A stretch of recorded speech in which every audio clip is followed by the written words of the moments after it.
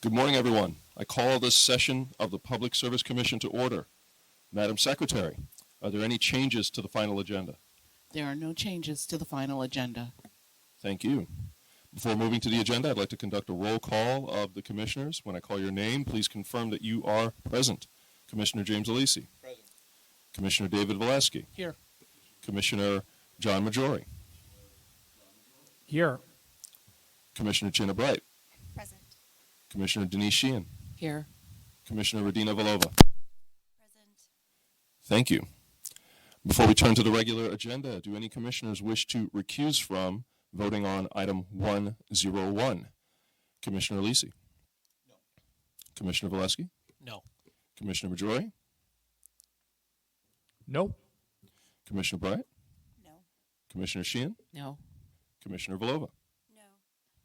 Thank you. We'll now move to the regular agenda. Our first item for discussion today and our one voting item on the regular agenda is item 101, case 24-G-0483, related to an investigation into a gas-related explosion in the service territory of Central Hudson Gas and Electric Corporation. It'll be presented today by John Sipos with Teresa Grant, Dennis DeBari, Michael Mole, also available for questions. Mr. Sipos, please. Good morning, Chair Christian and Commissioners. The following summary relies on a Department of Public Service staff investigation which remains active.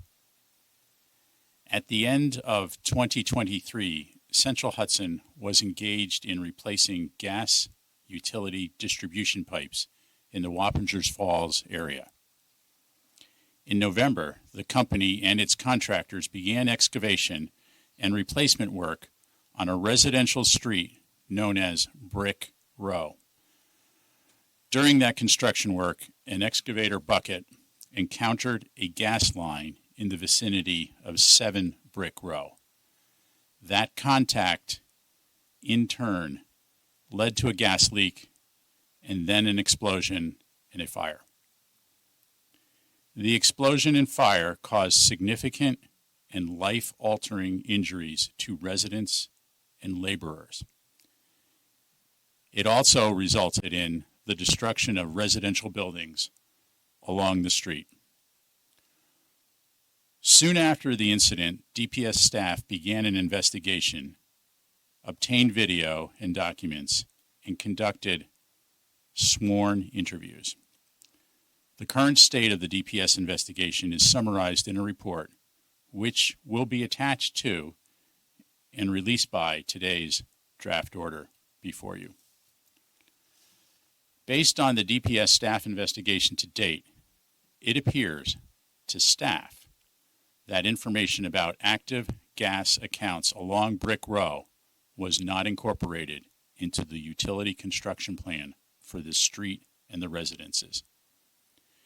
DPS staff identified what they believe to be sufficient, credible information that supports the identification of various apparent violations. The draft order before the Commission today identifies the apparent violations, and the order would also begin the process to commence a civil administrative enforcement proceeding under Public Service Law Section 25-A, and would direct the company to respond to the identified apparent violations and explain why an enforcement proceeding should not proceed. I note that at this preliminary stage, the apparent violations are allegations. They are not final findings of fact. They are not final legal conclusions, and nor are they the final verdict. We are at the beginning of the process, and the order before you today provides that the company would have an opportunity to respond. This concludes staff's presentation. I would like to note and express appreciation for the diligent work of Steve DeLillo, Mike Mall in the Gas Safety Office, and investigator Teresa Grant and Dennis DeBari in the Office of Investigations and Enforcement. Staff is available for questions. Thank you. Thank you. And thank you all for your hard work in doing this investigation and putting this item together and now presenting it before the commission. Now, having read the report, I can only imagine the challenges that you encountered in looking through the material and speaking with the individuals. And I know this was not an easy process, so really want to emphasize my thanks and appreciation for your hard work and due diligence. Now, core mandate of our work at the commission is a drive to ensure safety of our utility systems. And the events described in this order highlight the importance of that mandate. As you've made clear, these apparent violations are allegations, not final findings, not conclusions, nor a final verdict. And as part of the process and procedures, we now seek a response to these allegations from the utility in advance of any future commission action. Now, for the sake of the residents living in the area, for the families and the workers affected, and for the sake of New Yorkers everywhere who rely on natural gas to meet their daily needs, I look forward to a prompt response from the utility and expeditious progress and resolution of this matter. So, again, thank you for your work. Commissioner Alisi, comments? Thank you, Chairman. First, I guess that it's, as I was reading this report and understand the significant, shall I start over? Reading this report, and it is, these actions are preliminary. We're going to vote on whether we proceed or not today, which my vote will be yes, but it occurs to me that some sympathy and condolences perhaps should also be in the statements that so many people suffered and were injured and impacted by what occurred. That is not to say that I have a final decision on anything, because this is just a preliminary first step as to whether we proceed forward. But it is a significant piece of work so far, and I expect that more will happen.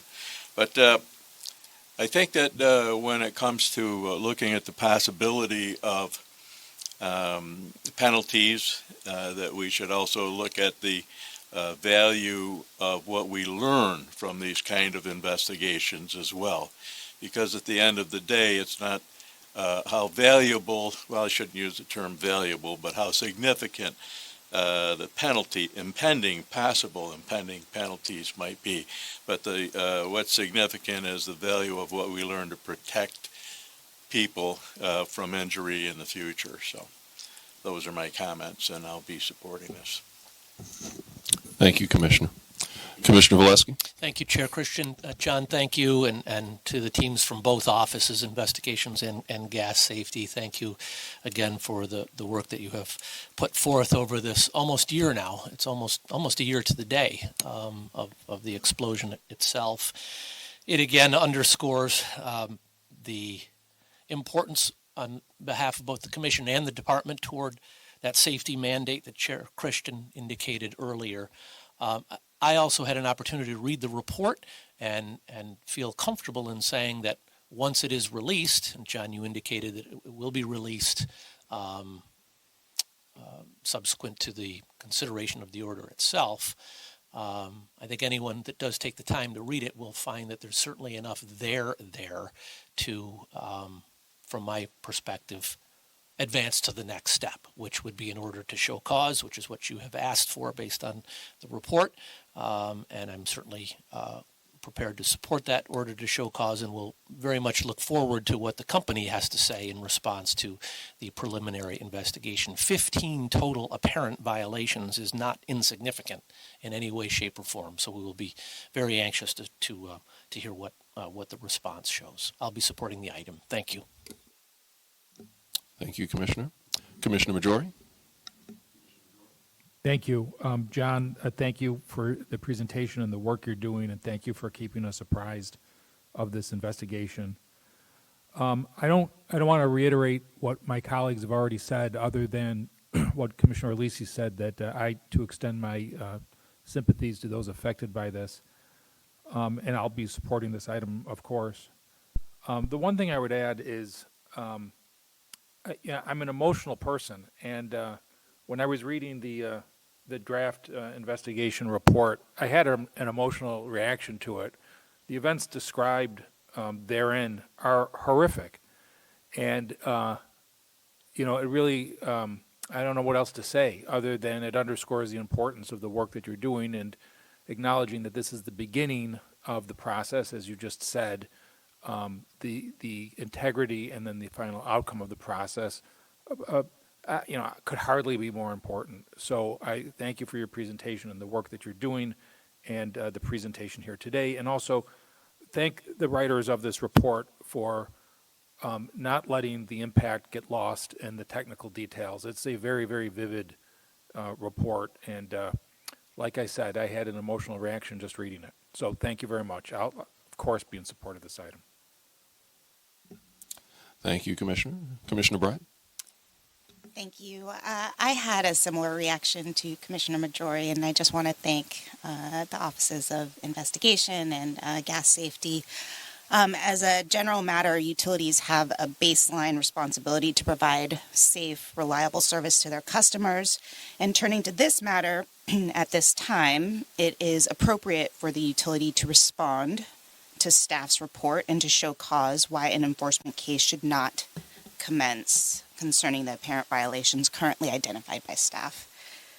I will, of course, keep an open mind about this matter, and I am interested in seeing the utility's prompt response. And, of course, just want to thank staff again for your efforts to collect all of this information and review the matter while also keeping the public interest in mind. So thank you. Thank you, Commissioner. Commissioner Sheehan? Thank you, Chair. I will be, end up being repetitive, but I want to echo everyone's statements. I really want to thank the staff for the hard work on this. I'm sure it was very difficult to investigate such a traumatic event, so I really want to acknowledge your work on this because I know it was under very difficult circumstances, and I shared my sympathies to those who were injured. I'm going to support the order to show cause, and as Commissioner Bright noted, keep an open mind for what transpires next, and look forward to hearing a prompt response from the utility. Thank you, Commissioner. And Commissioner Villova? I'll be very brief. I second my colleagues and the thoughts they have expressed. Thank you to staff, and I look forward to the next steps. Thank you. Thank you. I'll now conduct the call for a vote. My vote is in favor of the recommendations to adopt the recommendations to order Central Hudson to show cause as discussed. Commissioner Alisi, how do you vote? Yes. Commissioner Valesky? Yes. Commissioner Majori? Yes. Commissioner Bright? Yes. Commissioner Sheehan? Yes. Commissioner Villova? Yes. Thank you. The item is approved and the recommendations are adopted. Thank you, everyone.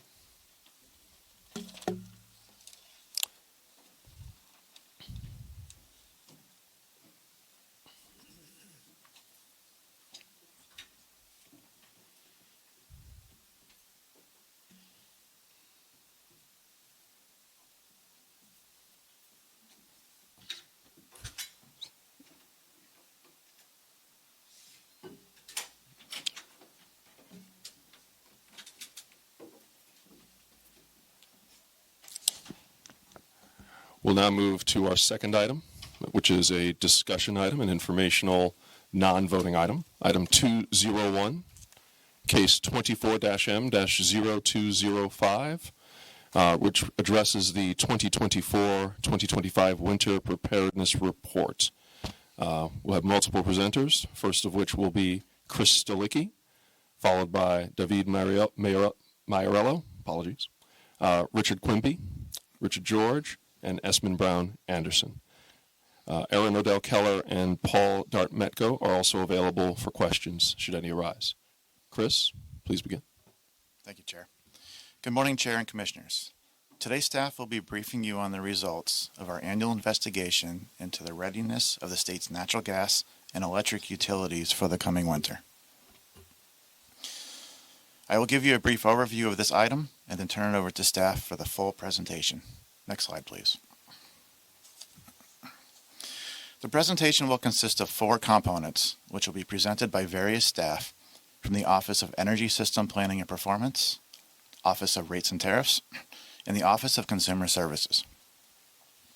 First will be a report on the readiness of the state's natural gas utilities, including projected prices, which will be presented by Dave Maiorello. Second will be a report on the readiness of the state's electric system, including staff's review of electric generators' on-site storage and replenishment plans for backup fuels, presented by Richard Quimby. The third component will be the electric utilities hedging performance and portfolio in place for the coming winter, as well as a projection for electricity supply bills presented by Richard George. And the final component will be a discussion of outreach efforts underway to inform and assist utility customers during the upcoming winter season, presented by Esmond Brown Anderson. Overall, staff's investigation found that both the New York State natural gas and electric systems are prepared to meet customer needs for the upcoming winter. With respect to expected prices this winter, as you will see later in the presentation, prior to 2021 and 2022, natural gas prices had remained relatively low and stable for about a decade. During 2021 and 2022, natural gas commodity prices increased significantly, driven primarily by the global increased demand for natural gas.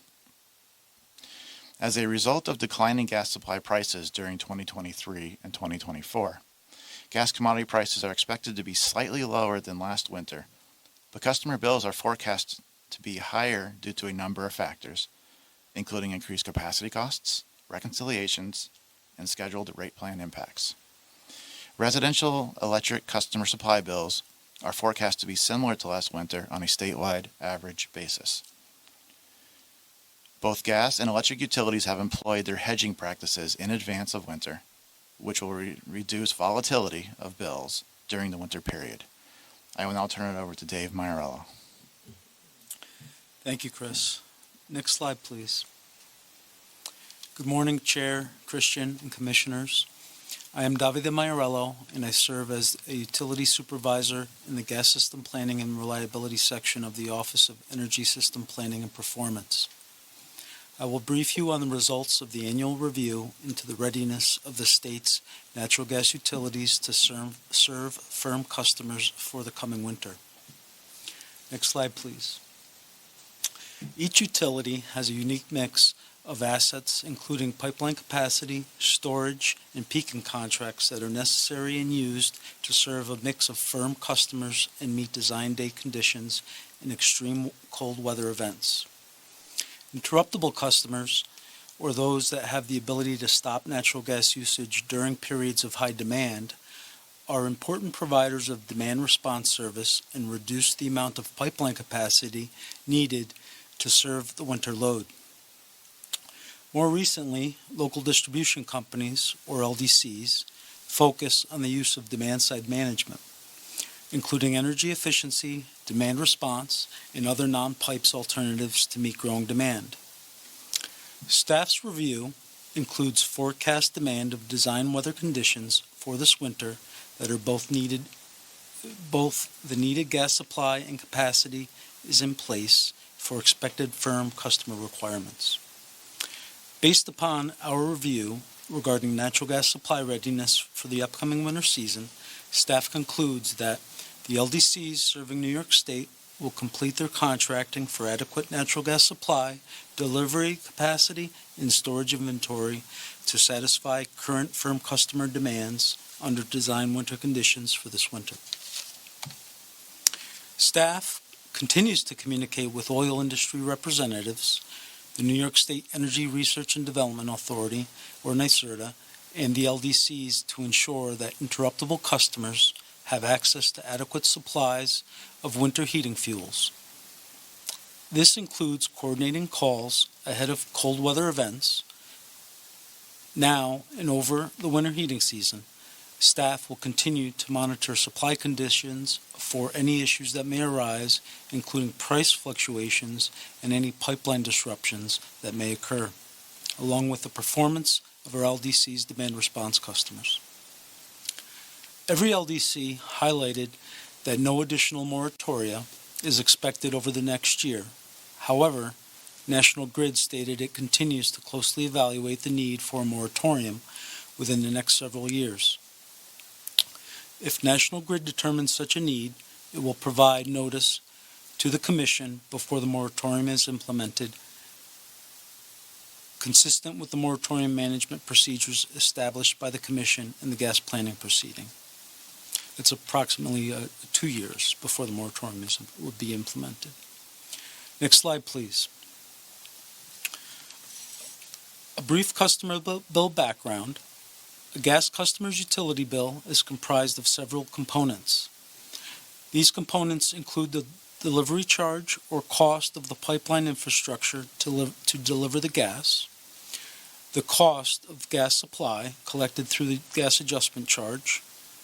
The gas supply charge represents approximately 34% of the average statewide bill for the coming winter.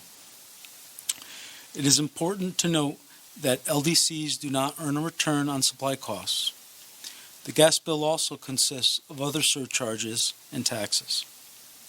The next few slides will focus on the supply portion of the customer bill. As part of the annual procurement planning for the upcoming winter, gas LDCs procure both natural gas supplies and pipeline capacity, as well as other contracts for peaking and compressed natural gas supplies to meet the overall firm customer demand. For this upcoming winter season, the LDCs are expecting gas supply prices to be slightly lower than last year.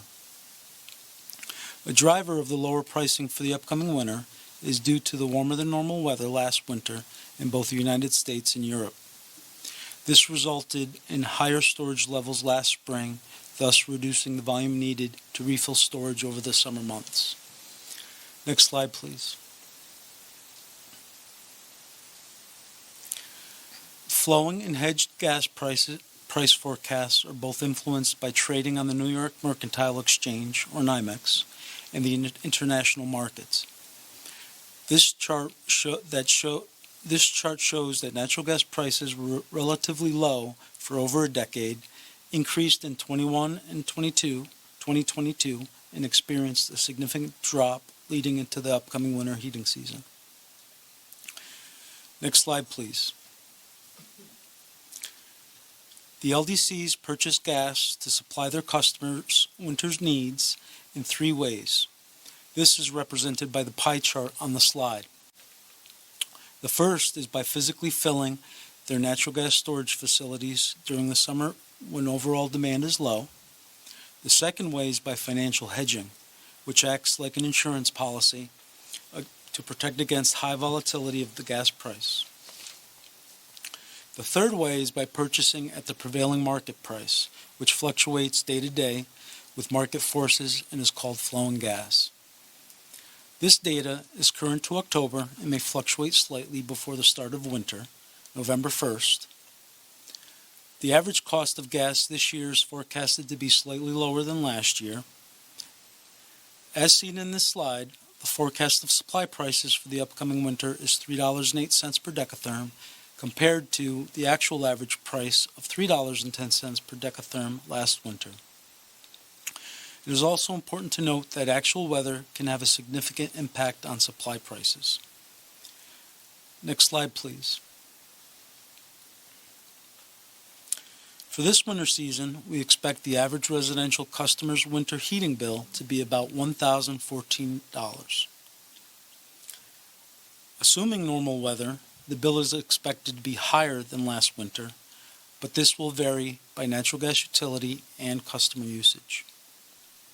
There are also a few things to note.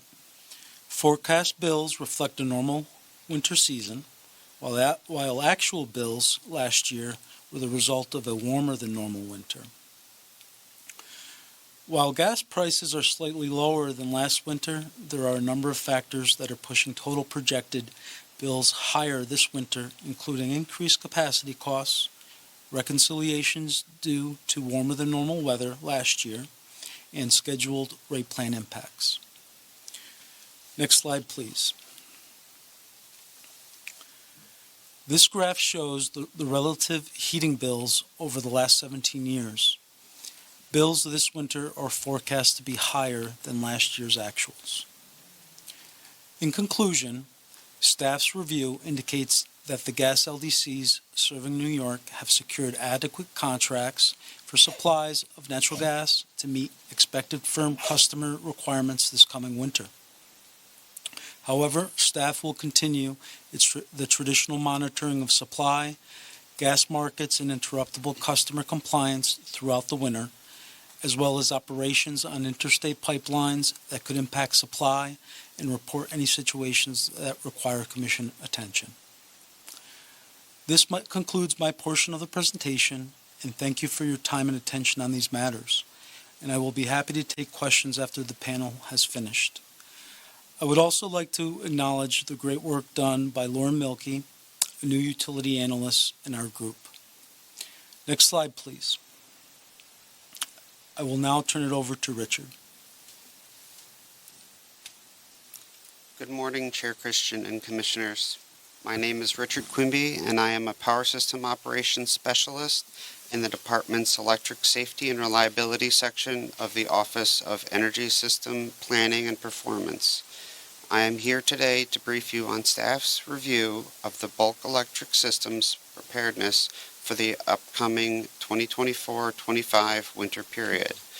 At the outset, I would like to say that based upon our review, we conclude that the bulk electric system is prepared to reliably meet the state's upcoming winter electric demands.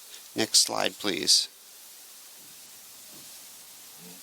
This chart shows the summer and winter historic coincident peaks since year 2000.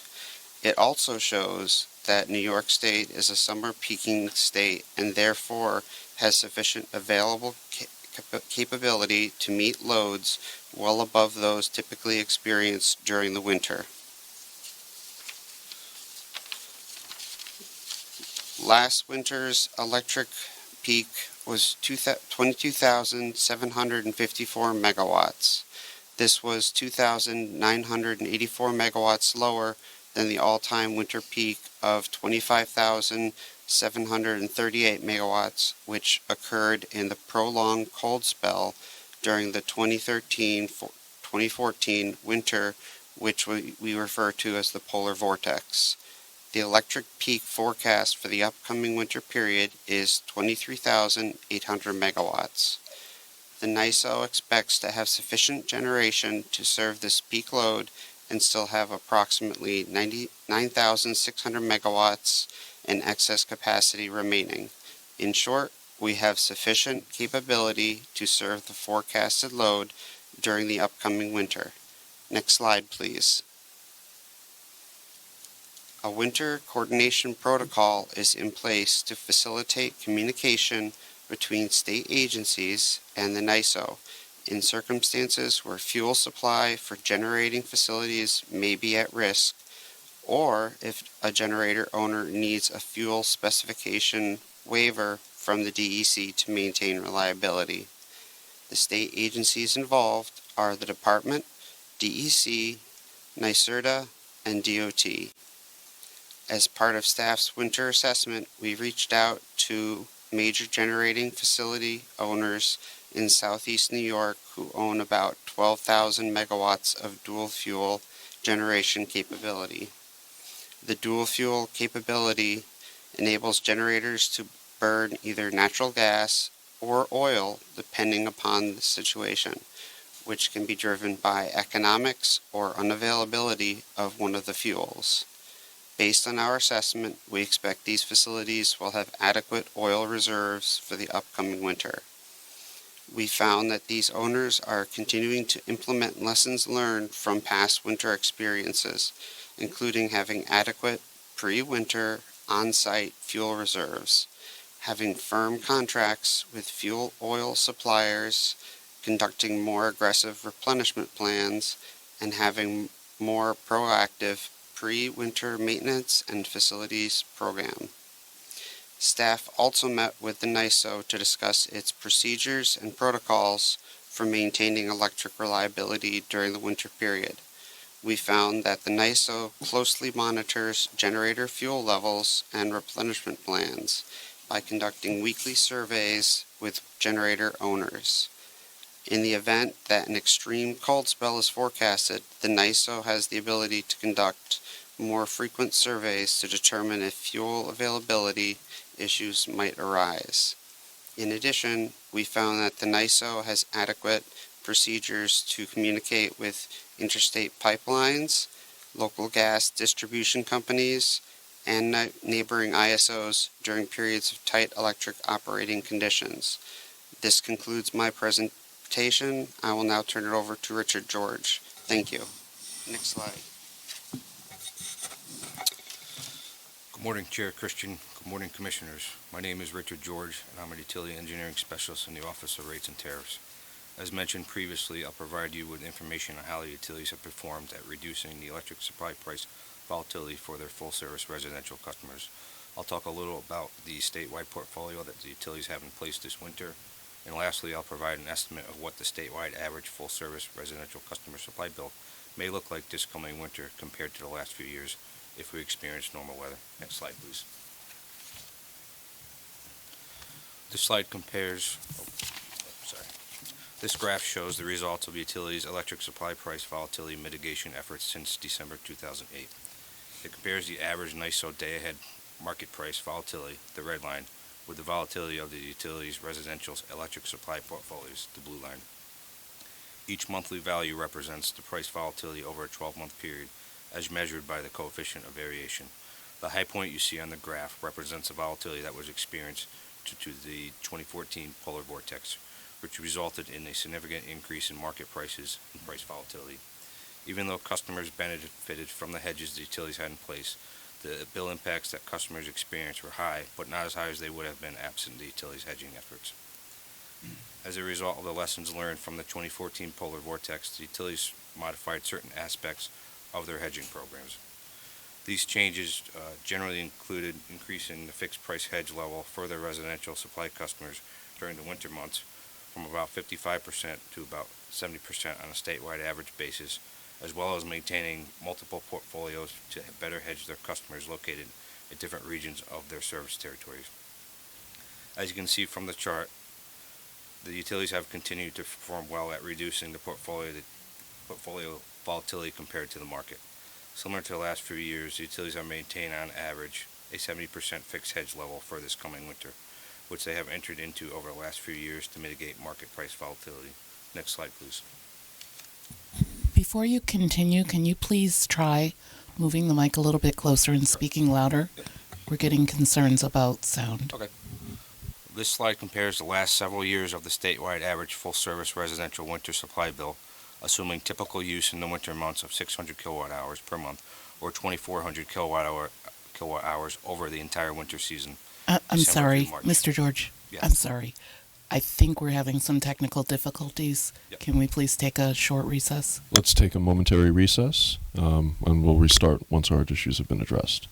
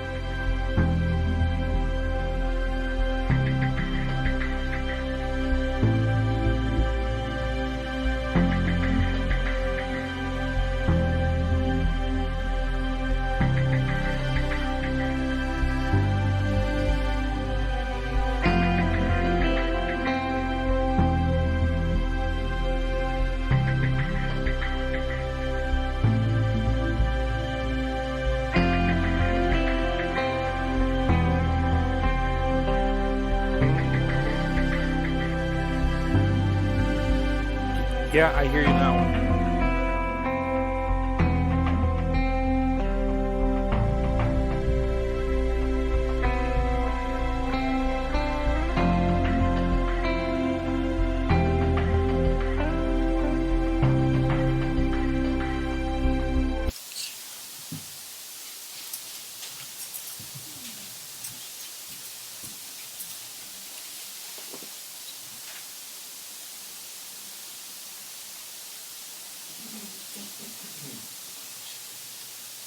I'm gonna ask Q if he can see anything yet.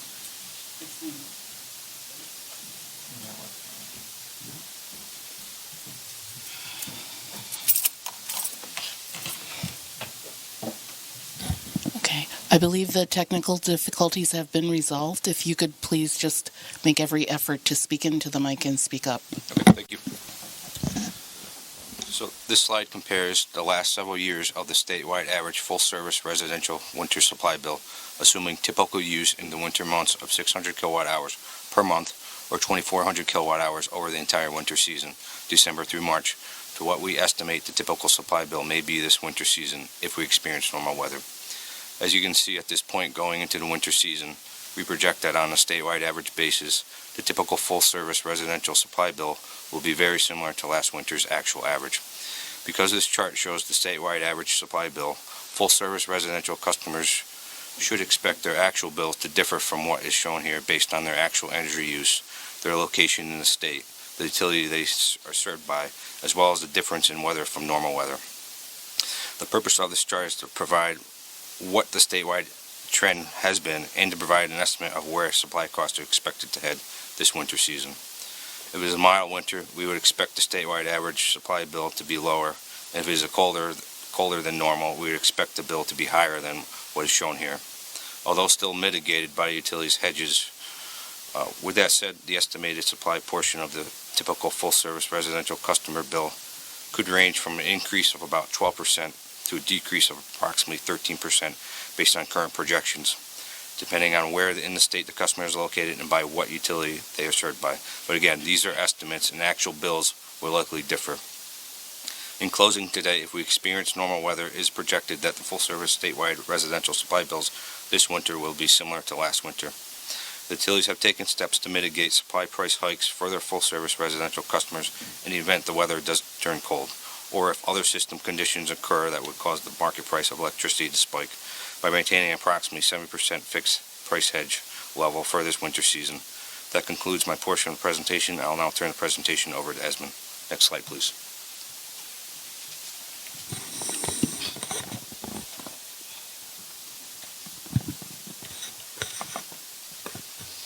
Thank you, Richard.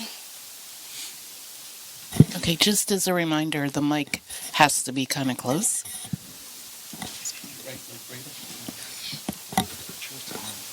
Thank you, Richard. It's better. Good morning.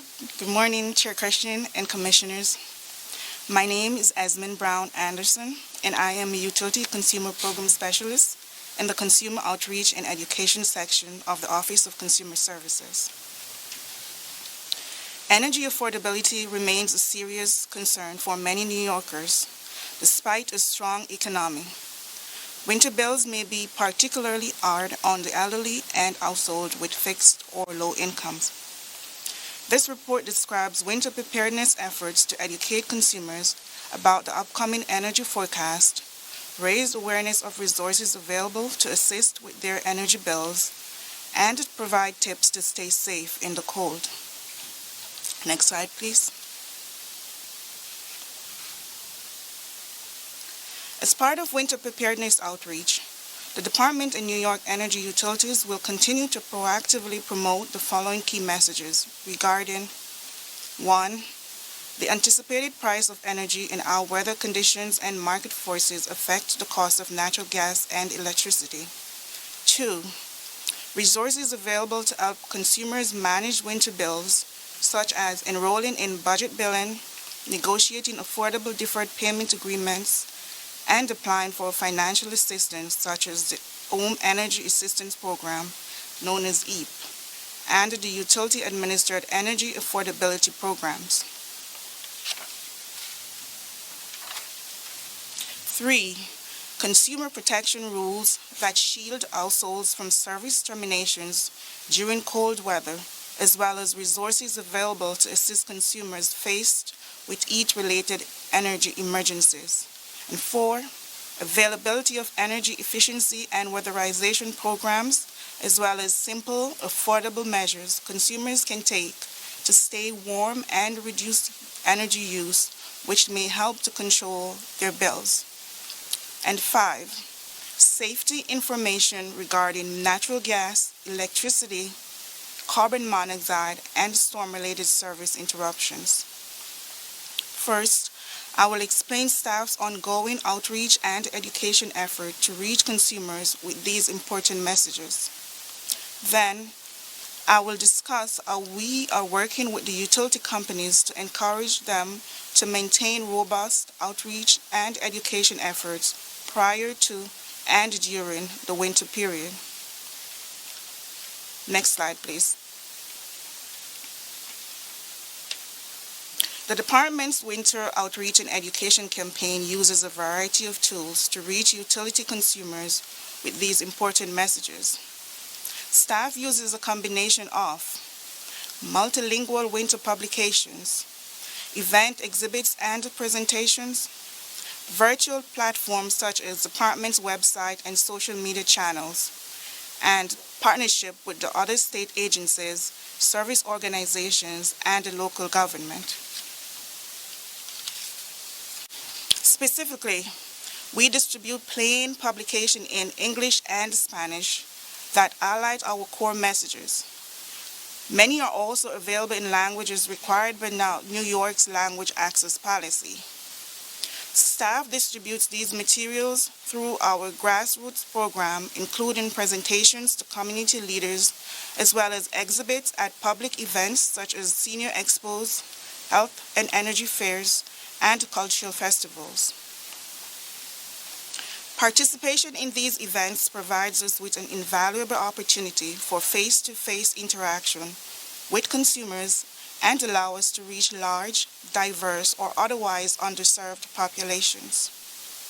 Staff continues to work with our partner organizations to identify events in disadvantaged communities where we can share valuable information to assist consumers. To further increase our effort to reach consumers and make our information more accessible, staff is updating our dedicated winter page on the department's website. The winter page will contain winter preparedness and energy efficiency information, links to financial assistance programs, weather protections and safety tips, and digital copies of our publications. In addition, we will utilize the department's social media channels to promote these messages and drive traffic to the winter page. Lastly, we will provide training to department's call center representatives so they may assist consumers with winter preparedness information.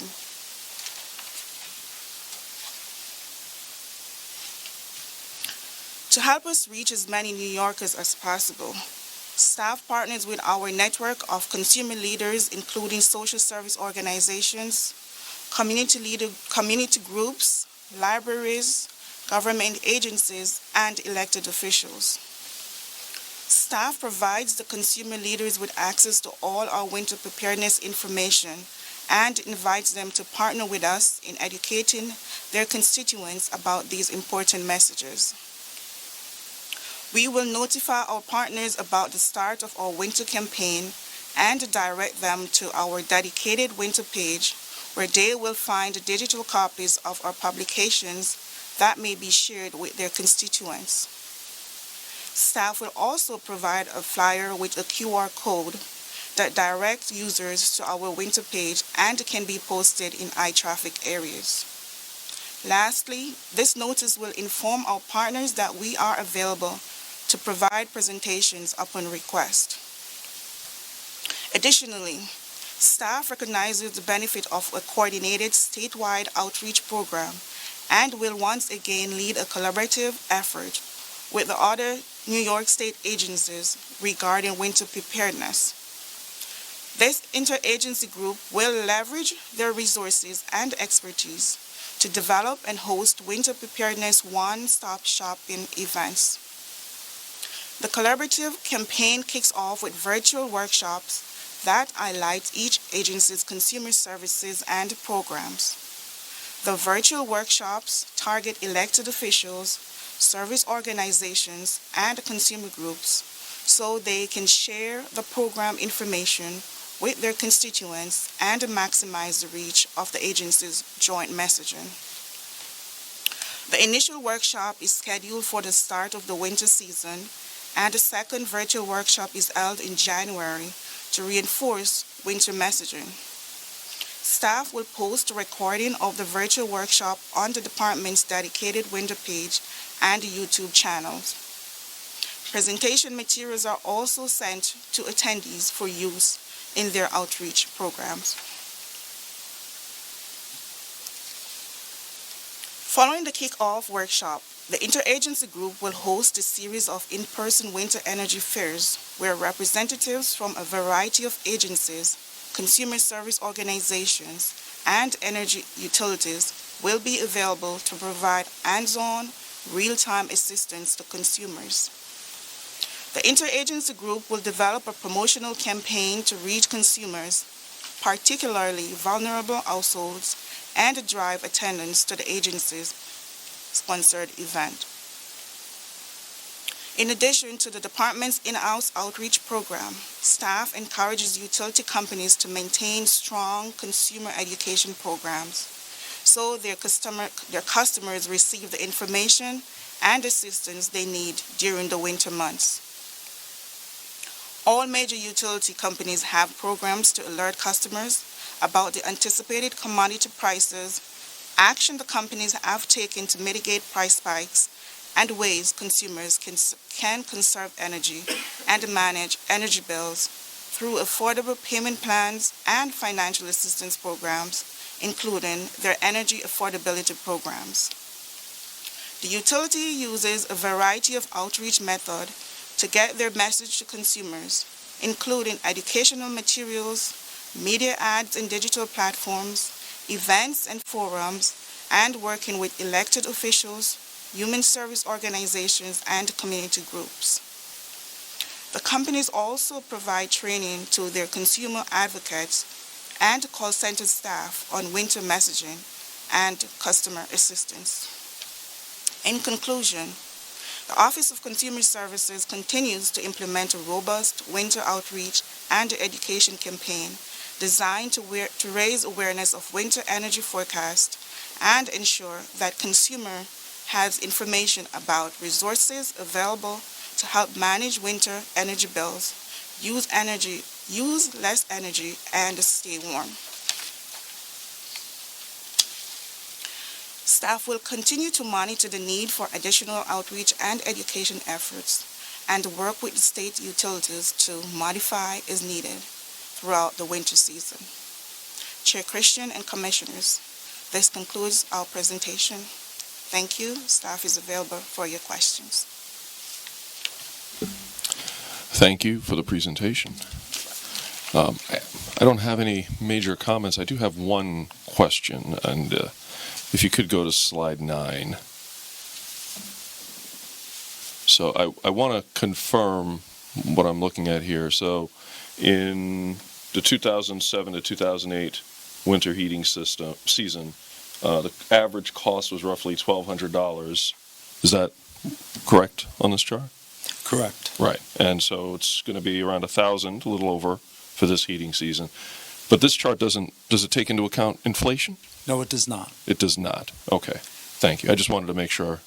If we were to take the 2007 bill impact of actual bill impact of $1,200 in today's dollars would be over $1,800. Sorry, $1,800? Over $1,800. Got it. Okay. Thank you. Appreciate the clarification. No other questions. Thank you very much. Okay. Commissioner Alisi. Thanks to you, all of you, and those people that we don't see up front here that worked with you to help develop all of this. Lots of good work and very much appreciated. All right. Thank you. Commissioner Valesky. Thank you all for your presentation today and the work that goes into preparing it. Just, Chris, I think I will just ask you a quick question, if I may. Could you just explain what impact, if any, the recent hurricanes have had on supply and or pricing this upcoming winter? So that's actually a really good question, because if you go back in history a little bit, say 19 years ago, our predecessors, one of which is sitting behind us, we're lucky to have her as a consultant these days, we had Hurricanes Katrina and Rita that impacted Texas and, of course, New Orleans. And at that point in time, in the evolution of the gas industry, a lot of the supply came from the Gulf. It was transported through long-haul pipelines up to the big load center, if you will, and that was the Northeast. There was a big session during that time to talk about the potential impacts, and it was pretty hairy for a while. But in the late 2000s and early 2010s, there was the discovery of technology for getting gas out of shale. And so since that time, the industry has actually flipped from the country being a net importer to a net exporter. And a lot of the gas we receive in the Northeast now comes from the Pennsylvania, West Virginia region, including a little bit from Canada. But because of that relatively closer supply source, when hurricanes hit the Gulf, we see less impact on the Northeast. And at the same time, a lot of that shale gas is now going towards the Gulf because of the LNG, or liquefied natural gas export facilities. So we may actually see an opposite impact on prices if we can't export due to a storm. Thank you. That's very helpful. Thank you. All right. Thank you. Commissioner Majori. Thank you. I don't have any questions. I thought the presentation was very thorough, as well as the written material that we had to review. So I don't have any questions. I do want to thank you for your continued good work and thorough work. I'm not going to add anything to that. Thank you. Thank you. Commissioner Bright. Thank you, Chair. I also have no questions. Esmond, great to see you. And thank you for all your hard work. Thank you. Commissioner Sheehan. Thank you, Chair. I just wanted to have Chris or David maybe talk a little bit about our specific role in terms of protecting against gas price volatility. Okay, just the high level. Sure. Can we move the slide back to the one with the pie chart, please? There it is. So as you know, the Commission has a policy, gas purchasing policy, where utilities have to purchase gas at the lowest price possible, a reasonably price possible, to maintain reliable service. And what you see on this chart is kind of a three-legged stool model that I like to call, because there are three different ways that they purchase gas. And what happens in the three-legged stool model, if one starts to drop, the other two balance. And so what we have here is that there's flowing gas, which is the 48% model there. And in a lot of the cases when it's normal or warmer than normal weather, flowing gas is effectively the cheapest. And it's again, going back to the Marcellus region, it's close to New York. But then you have the physical storage that Dave mentioned, where they actually inject physical gas into storage near the market. So that's available. It's already paid for. We know what the price is. And of course, there's the financial hedges, which are financial instruments that are used to mitigate those price spikes. So all this kind of works together. The gas industry compared to the electric industry is a little different, because gas utilities are limited on where they can get the gas from. It has to be, they have to be physically connected to pipelines serving their region. So they're a little limited here. So each LDC is a little different, which is part of the work we do when we do our deep dive into the analysis every year. I hope that answers your question. I want to add a little bit to that. The physical hedge is typically the gas injected for the season is after the winter heating season, when gas prices typically start to go down. Mm-hmm. In my career here, there's been maybe only 1 year where gas prices actually continued to go up, and that was in 2022, I believe. But that 29% is also part of that hedging, but it's just a physical hedge where we're actually injecting gas at a different price, a lower price typically, into storage for use during the winter heating season. Great. Thank you. I don't have any other questions. I just thank you all for a very thorough presentation, and I'm obviously pleased to know that we're prepared for the winter. Thanks very much. Thank you. And Commissioner Villova. Thank you. I have a question and a couple of comments. The question is perhaps for Chris or David. You mentioned when discussing customer bill impacts this year that notwithstanding the fact that contracted gas supply is going to be lower than last year, customer bills will continue to rise. And part of that reason, I think, is because scheduled rate increases based on rate cases. And I just wanted to confirm my understanding that that is one of the elements. Correct? That's correct. Okay. I think that that's a really important point to keep in mind, and this goes to Esmond's presentation as well, regarding customer preparedness and the customer perspective of everything that we're talking about. If you read a news article that says contracted gas supply is, for anyone that reads such news, contracted gas supply is going to remain stable, but then my bills are increasing. Why? And I think that there's an important element there to consumer education, and I think this is a really important part of the department's work, and I very much appreciate your presentation, Esmond, about everything that the department and the utilities are doing to reach customers and help them understand what they can do to manage their bills, and I hope also hopefully understand why their bills might be increasing, notwithstanding seeing potentially reductions in costs elsewhere. And I think it's also a really important reminder to us on the commission that the impacts of a rate case don't end when we vote on the bench, that they continue in year 1 and year 2 and year 3, and it's just an important thing for us to remember. And thank you all for your hard work. I think having the opportunity to plan is incredibly important. I know none of us are clairvoyant and can know exactly what's going to happen this winter season, but I think it's so great that we can view together what the expected outcomes will be and know that we can be reasonably certain we're prepared. So thank you very much. Thank you, Commissioners. Now, since this is an information item, there's no vote. So we're going to move on to the consent agenda. But before we do, thank you, staff, for presenting. Richard George, I believe this is your first time as well. And Esmond, I think this is your first attempt as well. So thank you for your good work today, and looking forward to seeing you all in the future. All right. Now we'll move to the consent agenda.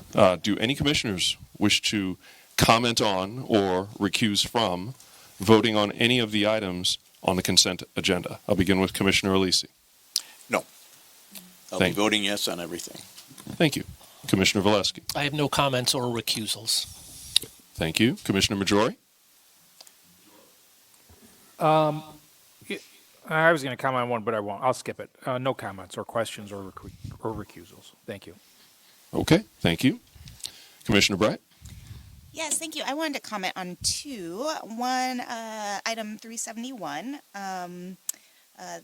the commercial EV charging, and just wanted to thank staff. We've initiated a number of proceedings recently that support the increasing number of electric vehicles that are already coming online, and that we know through planning and evaluation will be coming online in the future. So I just want to acknowledge staff's hard work and in being forward-thinking in this effort as New Yorkers continue to bring more EVs on the road, and so that charging options are more cost-effective.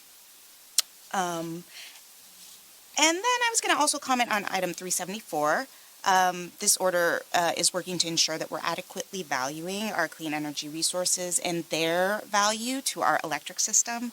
So this is locally made New York hydroelectricity, and it does have an environmental value. So it complements our current efforts while ensuring that we have a diverse mix of renewable resources to draw from, and that those resources and their renewable energy credits are staying in New York while supplying a path to what can now be community hydro. So thank you so much to staff and for all your hard work.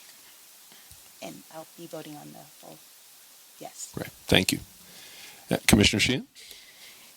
Yes. So I'm recusing from item 371, and then I did have comments on 374. So this order, as Commissioner Bright points out, responds to a 2022 petition from small hydropower facilities seeking additional value stack compensation for existing facilities, meaning pre-2015. The order approves the petition with modifications, notably creating a new H value that is 75% of the E value. The order recognizes the important role that small hydro facilities play in meeting our clean energy goals, and also recognizes that these facilities face significant operational costs and challenges. I'm supporting the order because it recognizes these factors and because of its intent to ensure that these small hydro resources remain operational and that New York consumers benefit from their clean power. I understand that this order may not be a full solution for all small hydro facilities, so I look forward to continuing to hear from our independent hydro operators in the future and in future proceedings. So, thank you. Thank you. Commissioner Villova? No recusals, and I second Commissioner Sheehan and Bright's comments on item 374. Thank you. All right. Thank you all. I'll now move to the call for a vote. My vote is in favor of the recommendations on the consent agenda. Commissioner Alisi, how do you vote? I vote yes on all items. Commissioner Valesky? Yes on all items. Commissioner Majori? Yes on all items. Commissioner Bright? Yes on all items. Commissioner Sheehan? Recused from 371 and yes on the remaining items. Thank you. And Commissioner Villova? Yes on all items. Thank you all. The items are approved and the recommendations are adopted. Madam Secretary, is there anything further to come before us today? There's nothing further. Thank you very much. And with that, I adjourn.